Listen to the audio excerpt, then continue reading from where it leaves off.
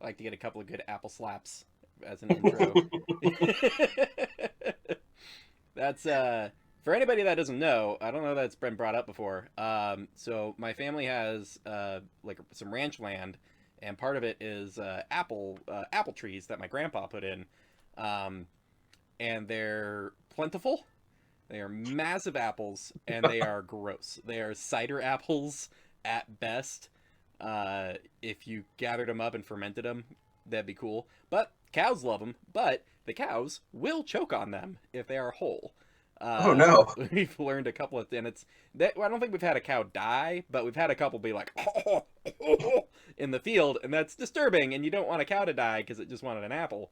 So whenever we would have family gatherings for the last few years, at least, I think when my brother and my dad first proposed the idea, they're good like softball size apples, and so you chuck them and a good flat nose shovel, give it a whack, and slap that apple.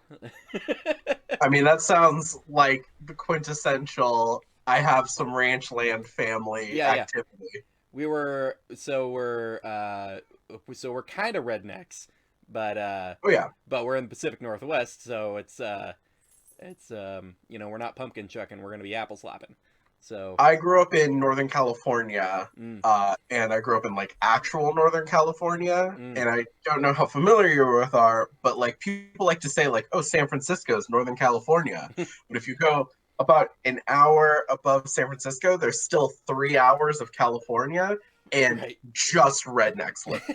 When I think the best analogy would be if you tell people that it's like, don't think of it as Northern California. Think of it as Southern Oregon, but more Yeah. south. Or I lived right on the border of where they want to put the state of Jefferson. Yep, that makes sense. Um, Don't know what that is? Google it. It's horrible. it's bad. And not a fun fact, but a fact is the people look at Oregon as like a very liberal state, and look at like Portland in particular as like keep Portland weird kind of thing. But like it's so white because black people were banned effectively. Like they weren't allowing slavery, not out of some utopian thing. They didn't want that many black people around, and that's real left up. Yeah, Oregon is like amongst the worst. Right. Yeah, and like And like they're really forged its own racist path. yeah, they did. Like no rebel flags, no, Well, bronze statues of um, Confederate generals. my Just our own. my wife was told to go back to Africa in Portland, uh, and she is Filipino, 100%. Yeah. She's very visibly Asian, um, and it's like, oh man, you couldn't be so ignorant. You couldn't even be racist correctly. Like wrong continent, man. You know Um, what? They got the message across though. yeah, they definitely conveyed their level of decency.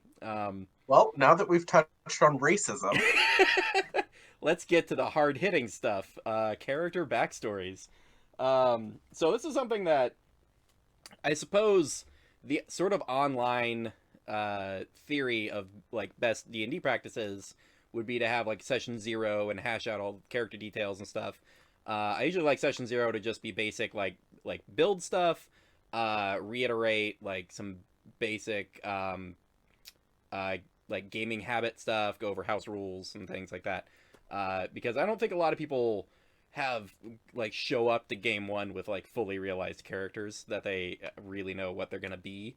Um, it's interesting. I have only been playing Dungeons and Dragons for, well, I guess probably about 8 years now. sure. And when I started playing, it's because like me and my friend, my best friend back home, Brandon, Hmm. had always wanted to play, and it was one of those things where it's like, well, if we ever find a third person, we'll buy the books and we'll figure it out. Right.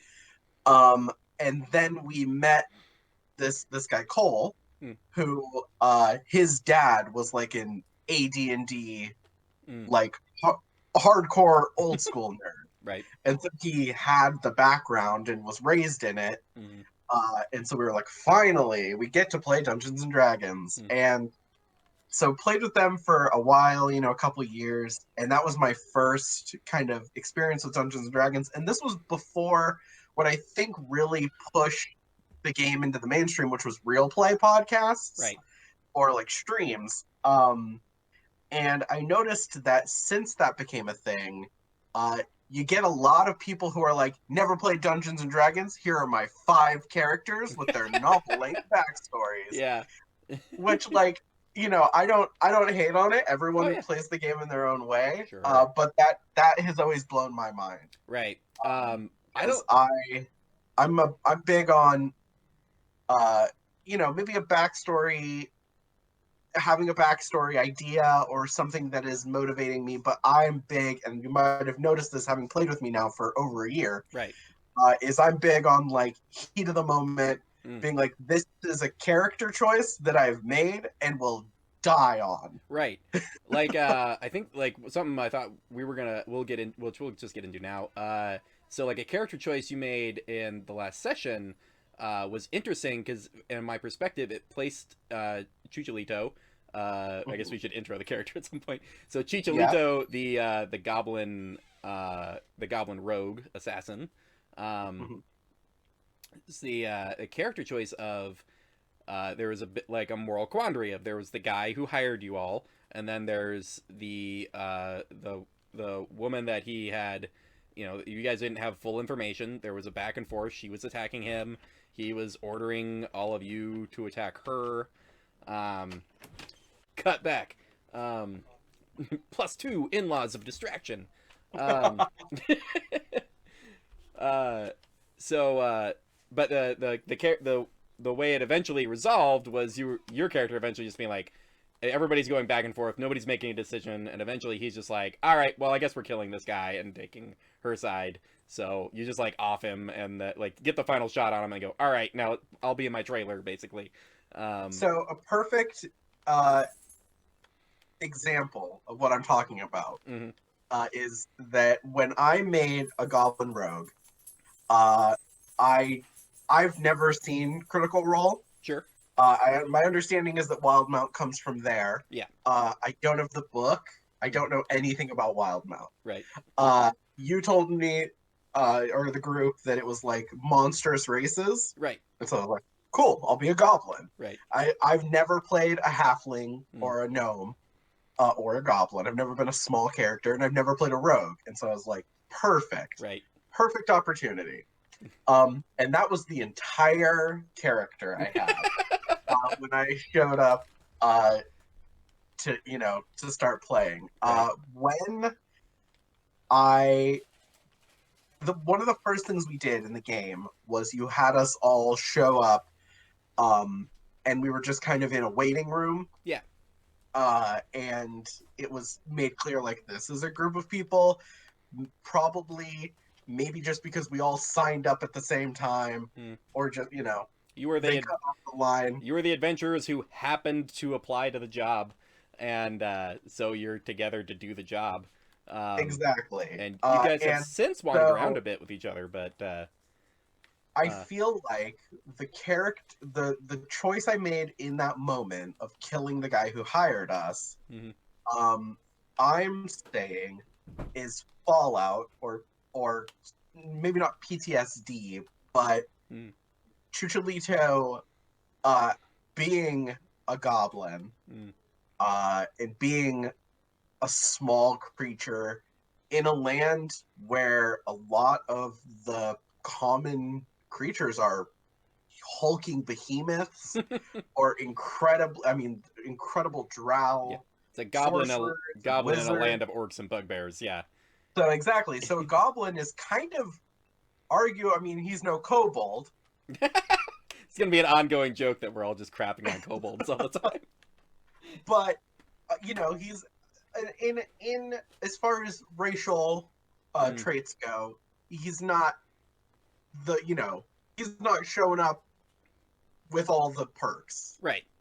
And I think that how Chicholito found himself in this situation was he was part of a different group. Mm-hmm. And that group dissolved. Right. and I think it dissolved in a really bad way.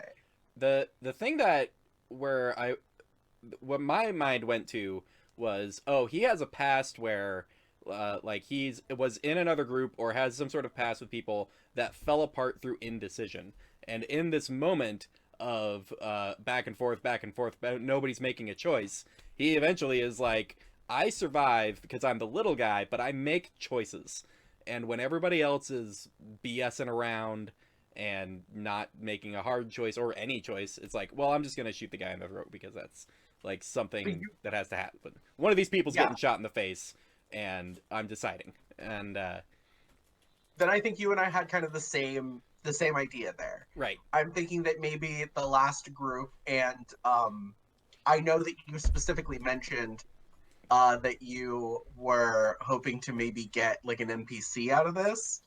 I yeah, think I think maybe what happened was that Chuchilito was part of a group, and maybe the group either had a leader mm-hmm, or was like your normal adventuring party that doesn't really have a leader. Maybe mm-hmm, someone's better at talking, and so they talk. Um, but I think that it was a tense situation mm-hmm, where the group just was shorn right there. right, It went down and caused like a huge conflict, yeah, and probably in my mind, since you asked that, I think that there was two survivors, mm, Chuchilito and the who are, other person in this group, and they were on opposite sides of that and disagreement. I think where my mind goes is like bad middle management is what comes to Mhm. mind on that, where there's some like paladin or somebody who's like, I am the leader of this group, and then they got into a real situation where they needed a leader to make a decision and he didn't, and it Yeah. got like everybody else killed. um And also going back to that specific situation, and if mm, if anyone watching this is curious, they can go back and watch it in the archives. hey, Uh, Specifically, when we entered that situation, and it was telegraphed pretty heavily that like, well, this guy's kind of a jerk. yeah, He's kind of leaving us high and dry, even though he's yeah, clearly able to assist. yeah, he's a wizard that could do Lemon's tiny hut in the wilderness, and specifically just didn't let any of you stay in it. Like, just used it Yeah, for himself and his mount, and was just like, no, you guys, I hired you. You figure out your camping, and and I think coming from that background of seeing what happens when boundaries or rules aren't clearly set mm, is why Chuchilito was like, that's the guy that hired us, mm-hmm, so we're doing that.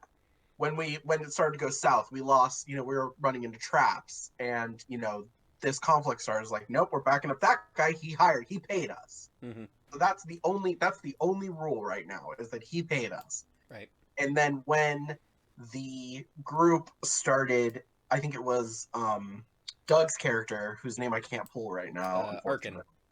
Arkin. yeah, When Arkin started asking questions and waffling, and we're in the mm-hmm. middle of battle, and all of a sudden there's talking, Right, um, I could see it happening again. We're like, oh no, I'm going to be mm. in the middle of the wilderness, and, and my friends who are supposed to be protecting me are going to start maybe attacking me mm, if this doesn't stop right now. right. Yeah, could devolve into a two sides picking sides against each other and things getting crazy, and so he's just like, all right, well, I gotta cut this off, and just like, Yeah. and or excuse me, Goblins also part of this. Goblins are super young. yeah, They reach adulthood at 8 years old. mm-hmm. So I like to picture that Chucholito's maybe only like 13 years old or something, Right. So So he's an adult as he's far a as goblins are grown ass concerned. man by goblin standards, yeah. Right. But in the timeline, and I guess I don't know the races that intimately, so but I know Mm, Drow are like 1,200 years old. yeah, something like Um, that. and orcs, I think, live a pretty standard Like 90 life. years, yeah, like human Yeah. years, yeah.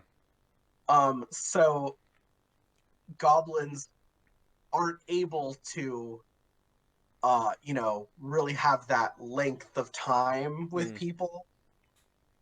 And as such, I feel like Chuchilito would also have a harder time being like, well, these are my dudes, these are my people. right. Yeah. Yeah. Yeah, I could see all that. So yeah, what was interesting to me was through all the character stuff, it almost leans towards like a lawful neutral kind of goblin rogue. Which if you showed up to game one on your paper saying LN goblin rogue, Mhm. I don't know that a lot of people would actually do that. Like if all people show up like I'm chaotic neutral because all my characters are chaotic neutral. Um, that's just monkey though. Chaotic neutral, and I'm like, that is neutral evil. Uh, the side, tangent. But yeah, but through playing the character, it's very much a lawful neutral perspective of, well, I've like chaos is has dire consequences. You've Mhm. seen it in person. It's like destroyed like friends in a group, and you're not about that indecision and that lack of structure.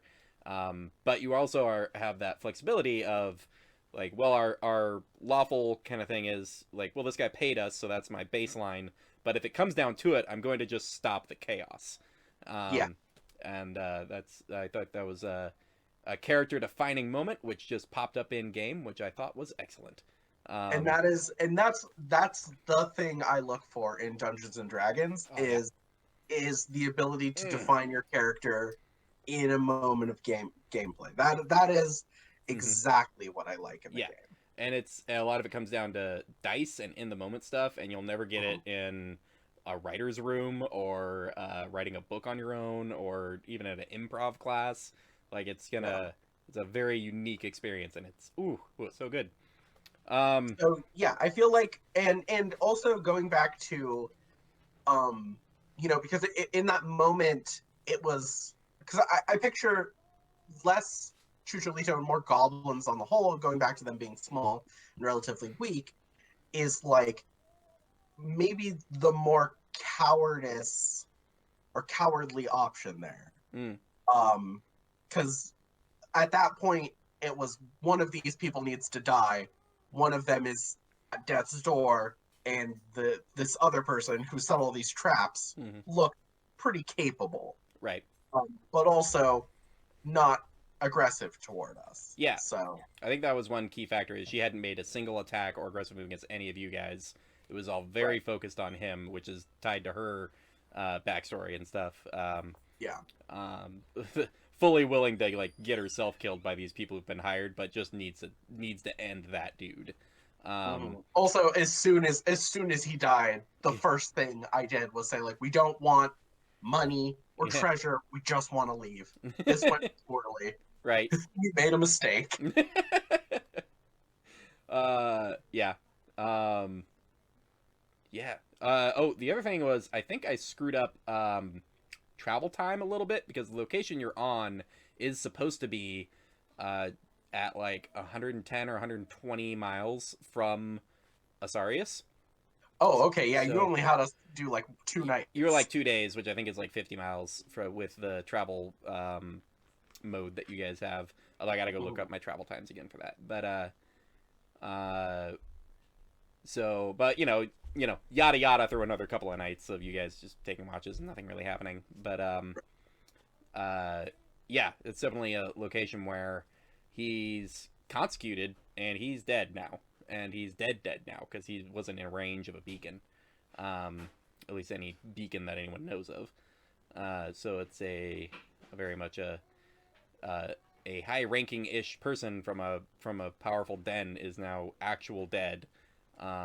So there might be some consequences, or you know, who knows if he gave information about his dealings. And from what you guys have seen so far from this lady, it sounds like there was some sort of deal that he manipulated that got a bunch of people killed.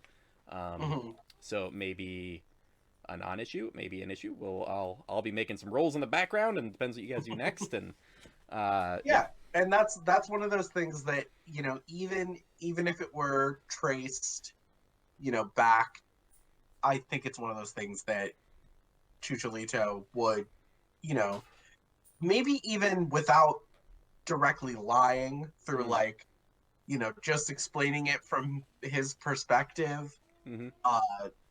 you know, try to defend the actions of what happened, even if they were able to. I mean, obviously, you'd be like, I don't know, they got in a fight and he died. Well, but even Right. if they were like, it was your arrow, clearly sticking out of his neck. Like, He's oh no, he took a I lot of did. he's taken a lot of he took a lot of hits from other sources, and then an arrow, and you know, Yeah. who's to say where that arrow came from. So a couple of items we wanted to cover. We've been deep in backstory stuff. Mhm. Is there's a location thing where, as far as if there's a location you want to have more information on, because it's like you want to have that be your home base. I know there was the concept of you had a family that had like given you these heirloom daggers, and there's sort of like your signature weapons at this point, and so you have So family somewhere. one of the things I was thinking about Mm-hmm. is the daggers being a family heirloom. Is that necessary? That is not necessary. We can change that up Okay, real easy. because one of the things that I was thinking of is that those daggers are maybe the family heirloom of the other person who survived the Mm, splintering of my last group. right. And I don't know even specifically that they were stolen, like I stole them. Mm. Maybe even, you know, because we had been adventuring together for a while, he was like, hey, look, you're a sneaky little bastard. Take these Ooh. daggers, which are thrown well. A side idea is maybe they were his, and that was Mhm. part of the price of hiring the party, was giving these dragon tooth daggers out to this party. Like, he's hired 4 people, and part of the payment was each person got one of these daggers from his family collection. And That's fair. I mostly the reason that this came up to me mm, was the the magic cards. right. You sent me the art for Epic Confrontation. That's Mm, a great card. yeah, love it. Cons of Tarkir. I'm very familiar with Magic the Gathering. I Or Dragons of Tarkir, sorry. a key Um, a key feature of those was that it's what I happen to have in draft trash around. I mean, yeah, it's not a good card. It's just great art. Right, yeah. Um, Uh, but specifically, at the opening oh yeah. scenes Let's of see. the campaign, you said that that painting was on the wall, Yeah. and in that moment, even though I didn't say anything, this was just my own private character moment in my mind. Mhm. Was me seeing that painting and being like, oh, that's who got the teeth out. Because that guy's not a goblin. Right. That's fair. And so I'm thinking like either, you know, maybe the other person who survived in this group is, I think on that card it's a human. I know there's mm, not a lot of humans around. sure. Um, And I know the thought that I had initially, just trying like, and I wasn't married to any of these particular thoughts, was that there was an adventuring group that some of you are descended from, or linked to in some way, where one of the people was this guy who would like punch things teeth out, like a strength monk or something. And I think because it's come up in game where you've been there. The Adam has his character Bud has these gauntlets that are like covered in teeth of like various species and races, and so the idea was like, oh well, his family, or however he got those gauntlets was from this dude, who's like the same dude who knocked out some dragon teeth that then mhm, became the thing. So like it's a several of these things like linking back to an like a past party that has since like retired or died or disappeared, or and they could be from like 800 years ago in the age of Arcanum before the gods like ditched the material plane. mhm. Um, but you know, I haven't. There's been no reason for me to nail down any of those plot points because it's a it's a collaborative storytelling game essentially, and Yeah. when you guys have better ideas, I am happy to steal them. Uh, Yeah, that was really my only kind of story idea about those daggers is mhm, that, like I said, when I saw the painting, I put it together right. of like, oh, Hmm. Okay. So I I don't even know if I had much of the backstory right. or if it was offered. I think what you said that the daggers were offered as payment Hmm. don't make a ton of sense. Right. Uh, Mm, and that makes sense where it's like, oh, you see this painting, you have a connection to it through these items that when the rest of the party got killed, you collected the daggers. mhm. Um, that guy probably like left in shame of his indecision, like getting a bunch of people killed. And your last words to him probably would be something along the lines of like, "You should feel bad. You got everyone killed." Yeah. Um, and that dude's probably still around doing stuff. Um, so that guy, I'll write him up at some point. Um, but yeah, Mhm. that's that. The um, former leader of a former party is Yeah. that's a solid plot point, and yeah, Mhm. that'll And work out I pretty was good. picturing, like you said, paladin. That's what I was picturing too. Yeah, I think that makes Like a sense. like a tank-esque, you know, Right.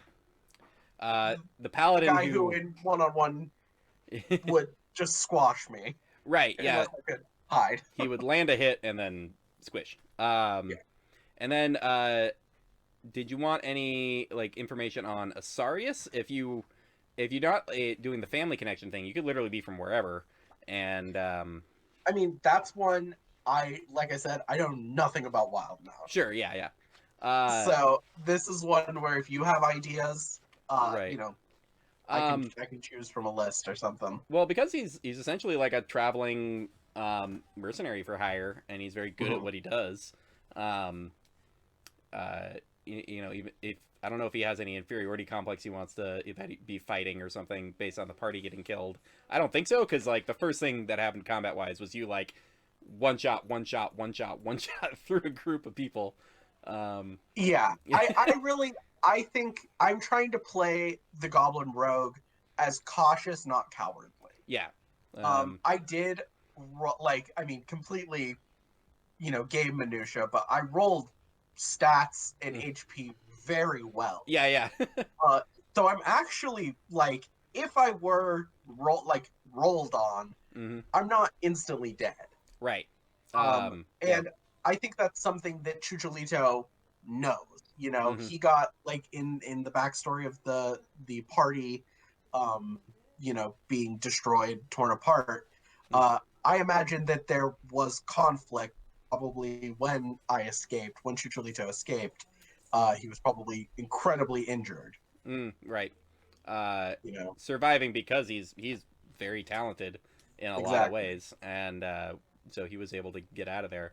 Um, there's a question on what killed them. That's a good question. Yeah. I'm going to go ahead and say it was each other. Okay. So that Um, I have a thought um, okay. that whether or not Chuchilito is aware of it in character is another thing, but through these areas, there's a whole lot of magic flying around. There's a lot of Mhm. undead. There are ghosts, and some of those ghosts are mad, and those ghosts can possess people and stir conflict and create a back and forth of killing each other. And if you don't have a cleric in the party that can go like turn undead and like get these ghosts out of people, you might never even know what's going on. Um, That that's a really good idea, and this might be putting a hat on a hat on a hat. But what I was thinking is that because in our little side quest thing, hmm, we found an arm of the betrayer, yeah. which was, and once again, I don't really know, Oh sure. but it was my understanding that it's some sort of, god weapon Hmm. uh, that seems like real bad news.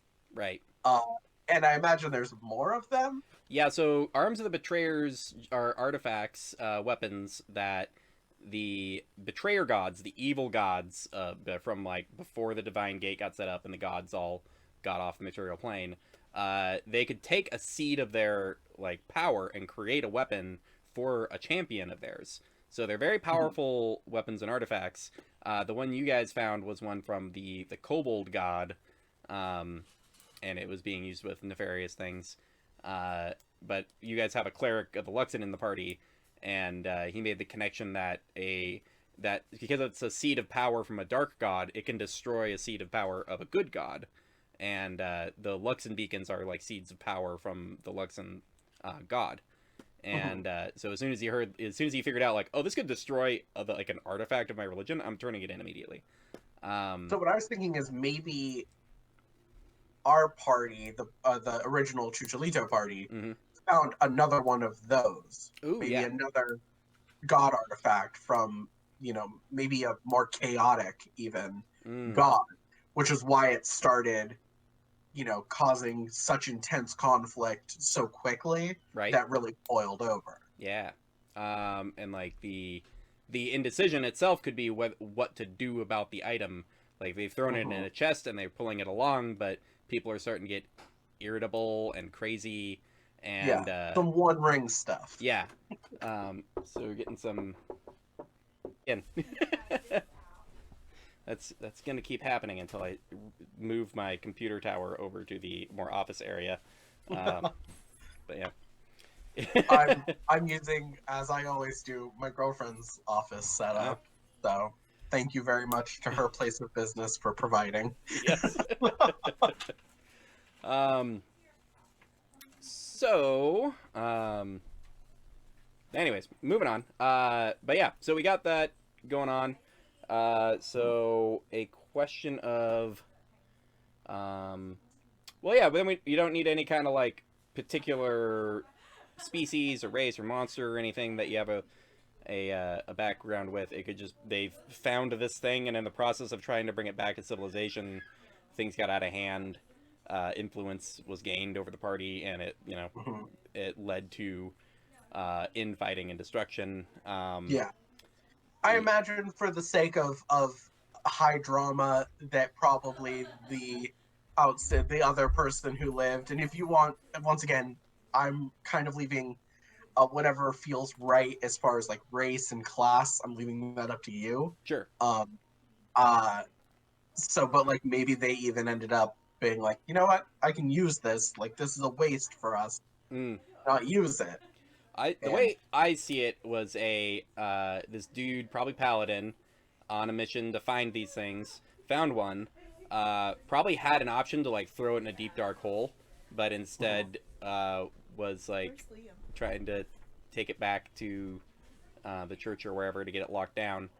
Then in the process back, one of the other members of the party like examines it because there's probably like a layer of indecision on his part to like lock it up, and has say nope, nobody touch it, and he's just like, yeah, I guess sure, maybe check it out, and like it's just that dude's indecision time and time again just led to this thing having an opportunity to influence and corrupt the party.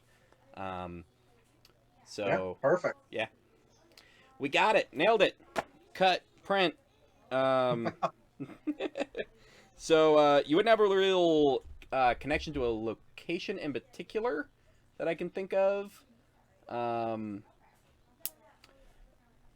Yeah, not in particular. So you'd kind of be from all over, and you wouldn't really. You've been on the move for a while, and right. I imagine. I mean, so we're kind of on the eastern side. Eastern of the continent, yes. Yeah. You're basically wedged between. There's the. Oh man, this is gonna be very hard for me to do properly because of how camera angles and my feedback loop works. But anyways, so there's a mountain range where on the west of that is the like quote unquote human civilization.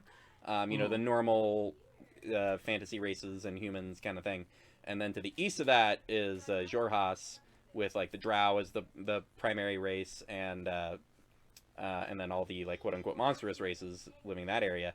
And then there's another mountain range kind of thing, and then the coast after that is like where the calamity happened. It's like where the gods were punching each other in the face before. Yeah, so it's just like ruined with crazy magic that still like lingers to this day. To the point where like people that die there, if they have any sort of unfinished business, tend to like come back, and like the hole in where their soul was is filled with magic, so they just kind of keep going without their soul. They're ready Okay. to just kill and destroy things. Sounds like a great vacation. Right? Yeah. I'll keep it in mind. So that's kind of your location. Is you're between these levels. Now, well, the war is sort of peace treated at this point, but it was a real rock and a hard place as far as that society for a while.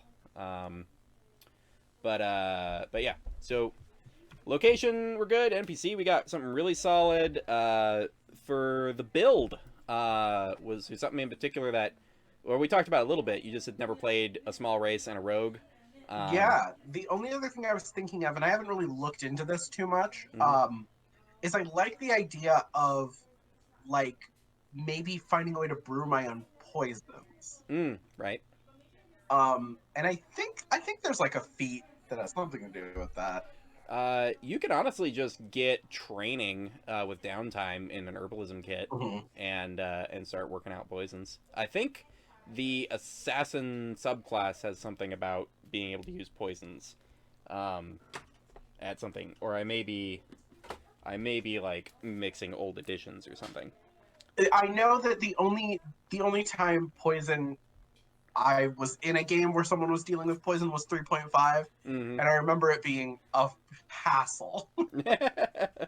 Like I think you had uh, to roll like a con save anytime you like brewed or like right. imbued or So okay? So you have proficiency in the poisoner's kit.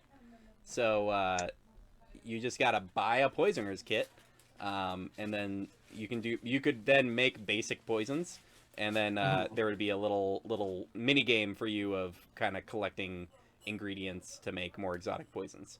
Um, I mean that sounds wonderful. yeah, I sounds cool. love I'll just every time we stop, I'll be like, I'll be back. I'm just rummaging through, picking wings off bugs and Right. Well, I imagine like anything that has any kind of effect, especially anything poison wise, you're gonna be like, I want to kind of get up in there.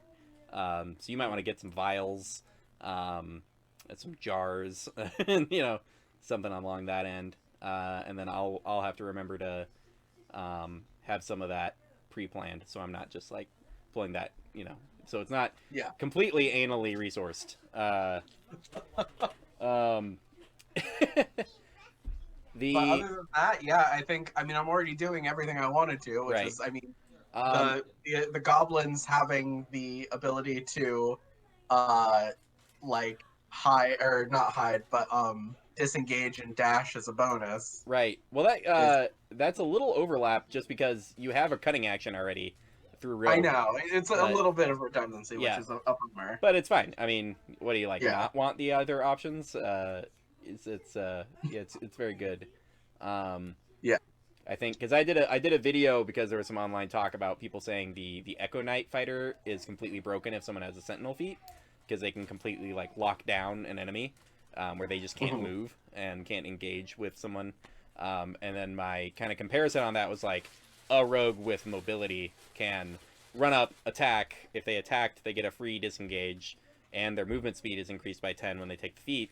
So then they can just move and dash as a bonus action. So they can just like shank and like run 80 feet, and there's nothing the enemy can do about it. And then the Yeah. enemy has to use their whole turn trying to catch up to them, and then they just run up and just like shank again and like run again. Um, it's a beautiful thing. Well, good to know. I'll keep that in mind. Maybe I want mobility as a Right. feed. That's a thing I like to go over because one of my house rules is the narrative requirements for feats and multiclassing, any optional rule really. Um, Yeah. Having a narrative, a reason your character has done it before. It's real weird for like a fighter that's been using a great sword for like 12 sessions, and then they're like, and now I will become a crossbow expert, and I'm like, from what? Yeah. You've literally never fired your crossbow. I Um, really don't have very ambitious goals mm, vis-a-vis like power. right. I don't know if you've noticed playing with me, but I that's not really what I hone Yeah. in on. I played in our other campaign. I played a druid Right. that can turn into animals, but wouldn't But because he wouldn't. thinks it's gross. Chose not to. Yeah. I know there is there's always the struggle with rogues though, just to feel like a satisfying like you're doing your thing. of getting more than one attack around, and so that's either bonus action options like an offhand weapon, like if you go in dual wielding daggers. That at least, even if you don't get like your bonus to damage on the hit on the offhand, you still have another chance to get your sneak attack in. Another one is people wanting things like the sentinel feat or some way of provoking it, or being able to take advantage of getting an attack of opportunity at some point through positioning or whatever ability, because that's technically another person's turn, so you get your sneak attack damage again. So you can get your sneak attack on your turn, and then if you get your reaction attack, you get that another instance of sneak attack damage. Or just like multi-classing into like ranger or fighter to get extra attack when they get to 5th level in that class. I could see. I'm certainly beefy enough. Yeah, I could see Chuchilito going fighter. Although we already have 2 fighters, but yeah, I was gonna say, Lord knows we could use another one. Right, another fighter. What could go wrong? But there is like I mean, you don't have a roleplay reason to go into it as of yet, but there's Paladin. I don't know what stat you dumped, if any. I know I don't even have my character. We could look it up in front of me. But like if your wisdom's at least 13, you could go into ranger. If your charisma is at least 13, you could go into paladin. You're already set to go into fighter at any point you want. My roleplay prereq for fighter is essentially you've killed someone with a weapon, and you've done that a couple times. So I've heard. Right, yeah. All right, so we're not too worried about build stuff. If you think of something, you just let me know, and we'll try to work it in. If you get real interested in like a trickery god or something, then paladin could be cool. Or if you just really feel like unleashing hell with some daggers, and you can go from there. The only thing I can think of is going back to the maybe the it was an arm of the betrayer that split up my previous party, and maybe even like a hexblade kind of option, or like maybe even Dylan's character is able to shed some light on what that was, right? And that causes me to be like, okay, well, just to cover my own backside, maybe I'll look into a counter god. I could see something going on where, depending on what happened to that arm of the betrayer, the whispers still kind of get into you every once in a while, just in the back of your head in a dream every once in a while. And then at some point splitting into like a hexblade warlock, or something like that, where that fragment of power is tugging at you all the time. You don't even necessarily know what it is, but at some point, if you decide to lean into it, if you got the charisma score to split into warlock, then that could be cool. I think I know I didn't use charisma as my dump stat. I think I have at least 12 in charisma. Okay. Yeah, I think you need a 13 for multi-classing, I think, but it's relatively easy to accomplish. Something to think of, though. Yeah, if that's something that ends up interesting you, you look ahead a couple levels on assassin, and you're like, well, the meaty stuff has kind of been done, and I know one of the later features is about disguising yourself and going into social situations, which doesn't sound like the idea. It's sort of a meh, but still, the whole time your sneak attack dice just keep going up every 2 levels. Yeah, I like that. Yeah, that's always mad rad. At that. Yeah. But I've never multi-classed, so maybe, and everyone's always talking about how rogue and paladin go, right? They do, yeah. Because you land that crit, and then you're like, I decide to use my smite, and it's like, all right, yeah, go for it, man. And then you're rolling 3d8, 3d6, another 2d4 from the weapon, and all that gets multiplied. And I'm just like, oh, okay. It's dead. It's just dead. It's dead. It's fine. It's dead. Hey, I mean, a lot of people complain that it's sometimes hard to deal damage as a rogue. But... Not been a problem as of yet. No. So I guess the only other thing we could talk about would be your trinket kind of thing, which we've talked about a little, is these 4 dragon tooth daggers that you found in your possession. So none of them were awakened when we entered into that. Right. And so I felt like Chuchilito would have been surprised by that, Yeah. but also pretty cognizant of like, oh, okay, I see what happened there. Yeah, I mean, you live in a society where there are drow that can like can create just floating towers if they feel like it. So it's not like magic is unheard of. Yeah. But it is a little bit like, oh, these aren't just very nice daggers. These are doing a thing. Mm-hmm. Um, so I think you were one of the first ones I think to actually figure out what his thing does. And I guess spoiler alert, everybody's thing does something, and they got to figure out how to make it work.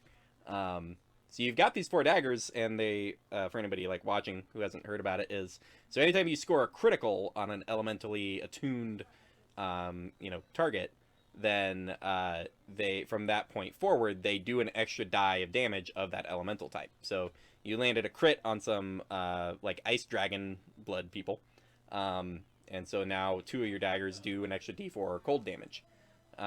So that's always fun to have a 2d4 weapon in each hand instead of a 1d4 weapon in each hand. Oh yeah. And they do. I don't know if this was clear or not, but they do update. So if you score, like if you take that ice dagger and then score a critical on a fire dragon, when you pull it out, it's gonna be doing fire damage after that. That's what I was hoping. Yeah. I was really hoping that because of my goal. Mm-hmm. I will be truly happy. I will have won Dungeons and Dragons if I have 4 different elemental daggers. Yes, I think that's a wonderful campaign goal. And like having these like different options on the belt, and then like there's some big fight with some big like electricity dragon, and you have to use like more than one dagger, and you score multiple criticals, and then like 3 of them are doing lightning damage. You're like, ah, damn it, we gotta go find some ice monsters and fire monsters. Yeah. I gotta get these rebalanced. I ruined my straight. Yeah. It's like I had Yahtzee. But just the idea of a bandolier of like ice, fire, lightning, you know, fourth element that I can't think of. Right, and then the Fire Nation attacked. Yeah. Kind of thing. Oh, that reminds me of Monk is another cool option for rogues. Oh, I can see that. Yeah, Yeah. like the leaning into the mobility aspects, and then picking up Stunning Strike. It gives you it gets you that extra attack eventually, as well as using key points to get extra punches in at least. Yeah. That can be Definitely see that. Yeah, that can be a rad way to go. I'll work toward that. I think multi-classing for, you know, because I think right now playing Chuchilito as knowing that there is some loose ends in his life that in no small way will harm him. Right. It's like a constant thought in his mind. That thing still exists somewhere, and you know it wasn't handled well, and so you know, like, and then this more recent thing with the spear, probably re-triggering a little bit of that of these things are around and they are bad, and they can inspire cults, they can get parties to kill each other. These things are bad, which luck has it. I guess slight preview for next game is that ties directly into something happening where you guys are at that will very likely motivate it will very likely motivate Chuchilito to actually go do stuff. Hi, Vividal. Well, good. That's exciting. I'm excited. Yep. All right. Get out of here. Go meet with your aunties.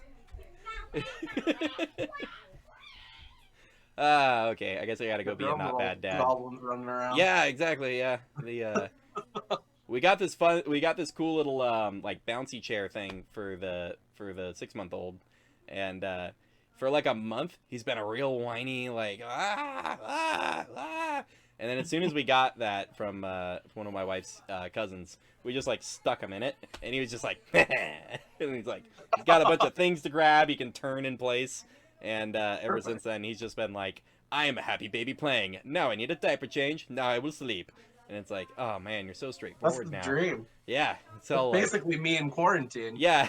You just found your spinny chair, and now you're good. Yep. It's a pretty good impersonation. All right. Well, man, this has been rad. I have minor edits to make from family members walking through. Yeah, But but yeah, otherwise, we're I'm pretty good. pleased with it. Yeah, it's good times. Excited to Well, see where this goes. yeah, I'll see you Sunday, and we'll see what's going on with that lady and those traps and stuff. Sounds good. All right. All right. All right. Thanks, man. See Yeah, ya. bye. Bye.